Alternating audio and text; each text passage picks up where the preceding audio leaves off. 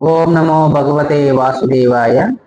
భగవద్గీత మొదటి అధ్యాయం కురుక్షేత్ర రణరంగంలో సైనిక పరిశీలనములో భాగంగా 46వ శ్లోకం. సంజయ ఉవాచ ఏవ ముక్త్వార్జునాః సంఖ్యే రథోపస్థ ఉపావిశత్ విసృజ్య సశరం చాపం శోక సంవిఘ్నమానసాః.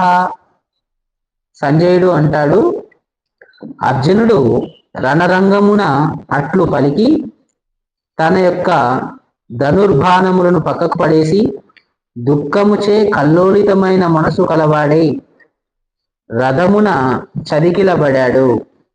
అంటే శత్రు సైన్యములోని పరిస్థితిని వీక్షించుచున్నప్పుడు అర్జునుడు రథములో నిలుచొని ఉన్నాడు.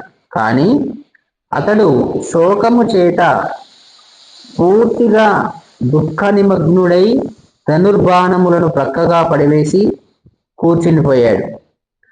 అట్లా దయ మరియు కోమల హృదయమును కలిగి భగవంతుని భక్తియుక్త సేవలో నెలకొనినట్టి మానవుడే ఆత్మజ్ఞానమును పొందుటకు అర్హుడవుతాడు. శ్రీమద్ భగవద్గీతలోని కురుక్షేత్ర రణరంగమున సైనిక పరిశీలనము అను మొదటి అధ్యాయనమునకు భక్తి వేదాంత భాష్యం సమాప్తం. శ్రీమాత్రే నమః.